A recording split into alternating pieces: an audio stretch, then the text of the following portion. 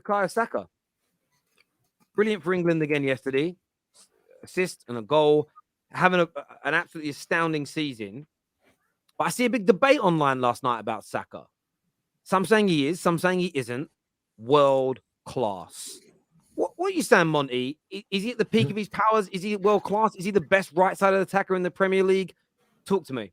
Yeah, no. I mean, I've said for a while. I mean, I know Saka has the potential to be world class, and I hate this term world class, and because it gets thrown around.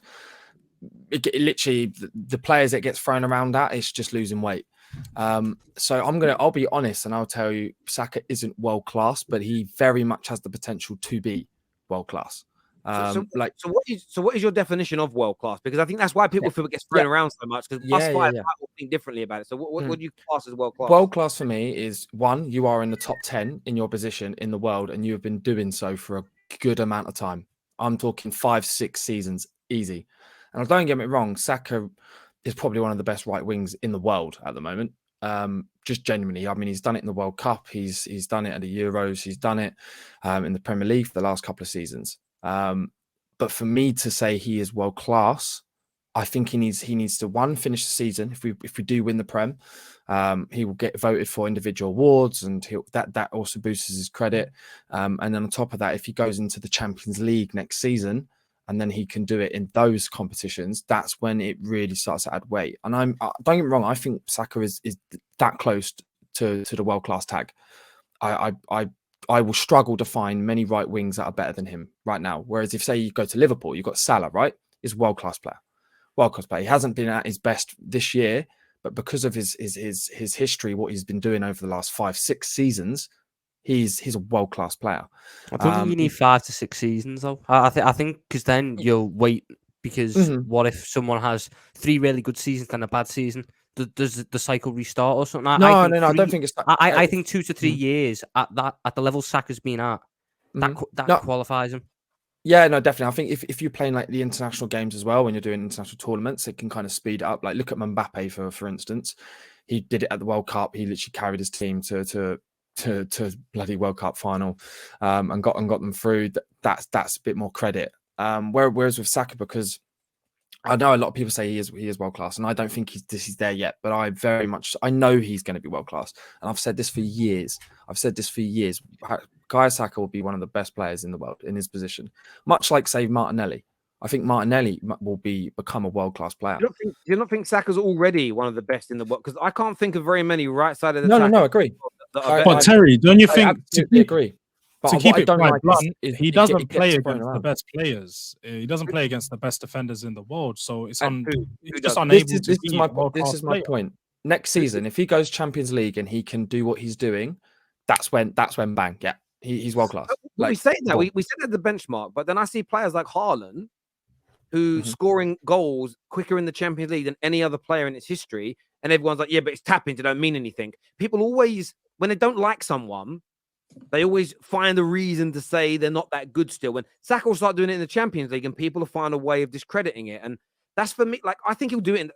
I get waiting to see whether he does it. Saka's going to kill it in the Champions League. He's doing it in the Prem, which is the hardest league in the world. He does it internationally for England, both in qualifiers and at tournaments. I don't see why he's going to go into the Champions League and suddenly not perform. It's like saying Mbappe might not do well in La Liga or the Premier League as an attacker. Of course he will, because he's done it in the Champions League. Like, I already think Saka's world class. I think he's at that level. He's scoring, he's assisting, he's creating, he's consistent. He's doing it in the hardest league. He's doing it internationally. I don't think he needs the Champions League to prove the level that he's at. I don't think he does. He ends up playing the best, though, is the George. Like at least in the Premier League, he's guaranteed to be going up against some of, you might not believe they are, but some of the best defenders in the world. He will go up against them at some point in the season. In the Champions League, you might just end up getting the easy draw after easy draw after easy draw, get knocked out in the quarters, and he's end up playing like Victoria Pleasant, Basel, teams like that, and then he's not actually played the best. Tom, you don't get to the quarterfinals in the Champions League and play teams like Victoria Pleasant, and you're gonna bound to come across a top team, and regardless, as Monty said, you don't become world class in just one season of doing it in the Champions League. I personally think that he's a top player. He will reach world-class status, but he needs to play against the world's best defenders and prove himself playing at how he does in the Premier League against those players to prove himself to be a world-class player. I need to see it at the top level in the Champions League. Like you said, Haaland. Haaland was doing it in the Champions League prior to he came to the Premier League. He made his name for himself in the Champions League for RB not RB Leipzig, the other Salzburg. Yeah, RB Salzburg. So he made his name, and then everyone was like, this is a top-class talent. We need to see it in the Premier League. He's doing it in the Premier League. You're like, this is a world-class player. And I feel like there is always that stature for any player. So if he plays in the Premier League, it's got to be Champions League. If it's somewhere else, people are going to say he needs to come and play in the Premier League before we see it. And I think it's just rightly so. We need to see him play against the world's best for him to be a world-class player. Can I as well? I think with the world class tag, I think the world class tag as well. This is just me personally. When I think world class, you have to be you're the best. And what I hate is it gets just used way too much. Like I'm just going to be realistic here. Arsenal doesn't have one world class player yet, but there are definitely 5 to 6 players in that team that have the potential to be world class. That's how I would look at it. Now that's not me going, do you know what I mean? Like Martinelli, Saka, Jesus isn't good, but I wouldn't call Gabriel Jesus world class because he hasn't done it time and time and time. Yes, he's played in City, but he was never the main focus at City. He was never the main focus at City. Now he's got the opportunity to step up, and he's doing it. He's done well this season. He's changed the way that we play. Next season, if he does the same thing again, then he's going to be in that conversation. Saka is the closest. Gabriel Jesus needs to score 20 Premier League goals as a striker before he's a world. But he's been in. But to be fair, he's been injured. And if you actually look at his stats, he had the most touches inside the box, and he was still in the top list in the top 5 league. And we need goals from a striker. Mate, he does assist as well, but you need to just watch him play in it. Anyway, regarding like the team, like if you look at Martin Odegaard, you've got Zinchenko. These are players that they can get there. They can get there, right? Gabriel was one of them. Saliba's another one. They have the potential to be it. But I'm not going to stay here and go, they're world-class players just because we're top of the league. I hate the word term world-class, and I hate how much it gets used. Like, I can only probably name 5 world-class strikers on the top of my head. Like, actual, who I would go, they are the top of their game. They are the best of the best. That is when you get world-class. There are very good elite strikers, but there are very select world-class strikers. But that's just me personally. Some people have a very broad perspective on it. I think we're world-class, and I get your point. Saka might not deliver in the Champions League. I think he will deliver. I don't get wrong. I think he will. Scoring in Premier Leagues and scoring in World Cups, and you're not like a flash in the pan player that nobody had heard of up until the World Cup. You know, Diouf or somebody, right? Diouf did it at the World Cup, but wasn't world class. If you're doing it at the World Cup, which is the best of the best of the best, that's it. The World Cup, the World Cup's got the best defenders in the world, the best strikers in the world, the best midfielders in the world. No, I know that not every club nation goes, but not all the best players are in the Champions League because a lot of these Arsenal players aren't in the Champions League this year, and they're the best team in England, which is the hardest league. I don't know. I feel like, for me, this whole like being top in your position, you can be the best midfielder in the world. Don't mean you're world class if the standard's low. It's about consistency for me. Like, what's your take on it, Nobbins? Because I see this debate a lot online. Saka is, Saka isn't. Where do you rate him, and how far is he off world class based on your own feelings around it? Yes, it's a good question. It's a hard question because everyone has their own definitions for world class. Me, for example, I have a very high bar for world class. I can maybe only name 5 or 6 in the Premier League, for example. I would say world class. Who are they? Just so we understand your bar. On the spot here. Kevin De Bruyne, Harry Kane, Salah. Probably would have Van Dijk. He's just having a bad season. I still would say he's world class currently, and I'm struggling from there. I don't think Haaland's world class yet. For example, I've got Messi and Mbappe. These sort of players are the people who I think are world class. Silva? Nah. Rodri is 100% world class. I think Rodri will by the end of this season. I will agree with you there that he will be world class. Thiago Silva? Thiago Silva, I think, could be. Alisson again is a tricky one, maybe. But Varane? No. Fran, again, nah. not for me. Again, a World Cup winning, 4 times Champions League winning, 5 times Champions League. Wait. I love how Terry mentions the Not trophies. world-class. It's not 2017 anymore. Because he was in, I mean, Casemiro has a better argument than Varane. Casemiro is world class as well. Yeah. He's But not. Varane, As I say, everyone has their own definitions and stuff. Just out of interest, why not Varane? why? Well, when was the last time he had a world class season? So you think he very was? good this year. Are you saying he was world class? I think at Real Madrid there was probably a period where he was. Yes. Okay. I'm just trying to understand rather than. No, yeah, of course. It's hard for me to explain. I can't give you a definition of if they do X, Y, Z because for me it's not as straightforward. In terms of Saka, I think it's already been touched on by Monty, but I think that a distinction can be made between player has world class season and player is world class. What makes a world class player partly is consistency. Will he do it next season? Will he do it the season after that? Will he do it the season after that? You know, in like a 5-year period, will 4 of those seasons be world class? For example, I think Saka will be regarded as a world class player. It's like Foden. I don't think Foden's world class yet. No, he's well off it. Yeah. He's nowhere near for me. I just don't think he's there yet. Yeah, definitely. I think he will be world class potential, 100%.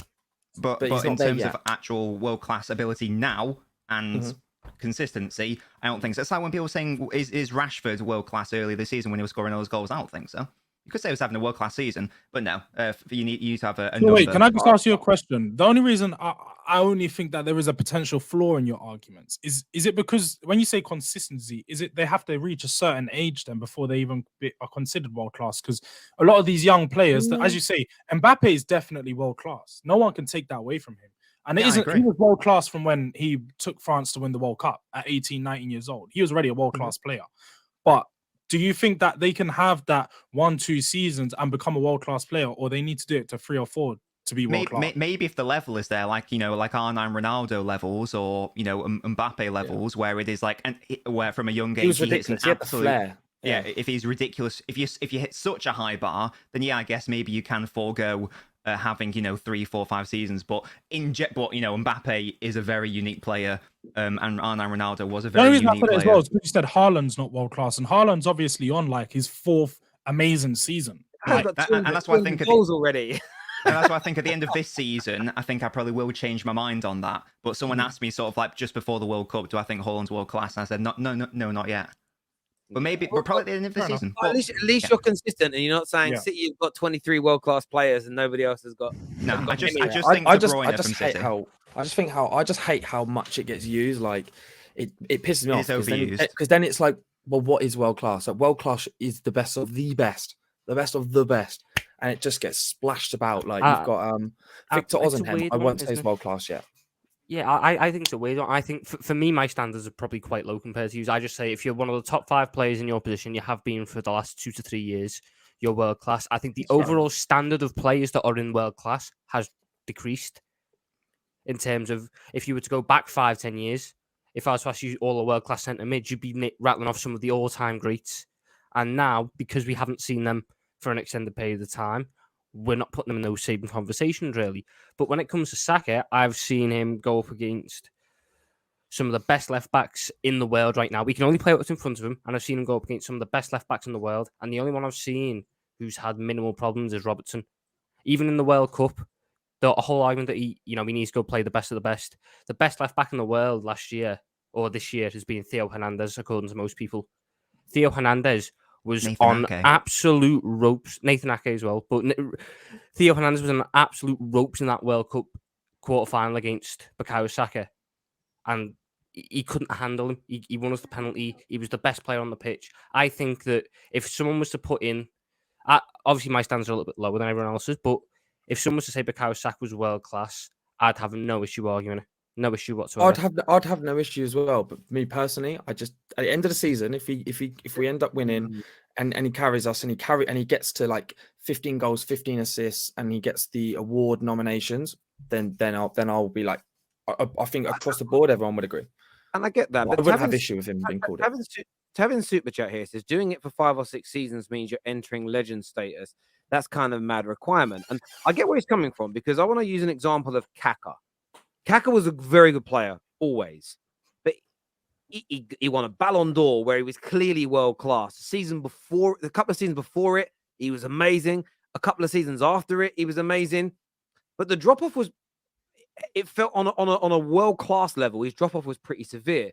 So if you've got to be world class for 5 or 6 seasons to be called world class, that isn't world class. That is like Kaka goes into that kind of maybe not the same categories as your Ronaldinho's and your Zidane's, but he's only maybe one echelon down. Like you are talking about legendary status because I think when you actually deep a lot of top players' careers where they actually reach their peak, very few do it for 5 or 6 years. Very, very few actually make. That's why Messi and Ronaldo are such fucking aliens because they did it for 15. Like legitimately, for me, it's one of those things where I look at it and just think to myself, I don't know. I think you can be world class in your first season or 2. I think Mbappe, after his second season of playing regularly, he was performing at a world class level straight away. It's just whether or not they maintain that level. And maybe once you've done it for 2 or 3 years, more people agree and accept it. But like, I think Saka's performing at that world class level. And I think the difference is when I'm listening to our definitions is more, I think he's there. You lot are like, if he maintains it, then I'll say he's there. And I think we're all in the same ballpark, if that makes sense. I just think looking at him as a player, I don't know. As a United fan, it's literally scary to see how good he is and to think about the level that this kid could get to, because I don't think he's going to stop working. And that's the scary element of him. Like when I watched Phil Foden play at City, he doesn't look like he's satisfied to be as good as he is now. He's someone who wants to get better. Haaland's like that. Mbappe is like it. It's what made Messi. It's what for me made Messi and Ronaldo have longer and better careers than say a Ronaldinho. Ronaldinho, many people would argue on ability, had more than Messi and Cristiano. But I think once he got to his late 20s, he liked the party life. He wanted a beer. He wanted to enjoy it. And there's nothing wrong with that. But in terms of the status you get in the game, that determination and continuation is important. I think Saka's got all of that. It's the humbleness as well with Saka. That's what I love the most. The thing I love most is he is just so humble. He will happily listen to legends of the game. He'll take on, and he's just the nicest guy you'll ever meet. Do you know what I mean? Like as a person, I don't think there's a better custodian of what a player should be and a model professional than like sort of Bukayo Saka. And I would argue out of England's opportunities to get a Ballon d'Or, he has the best opportunity for an England player to get one.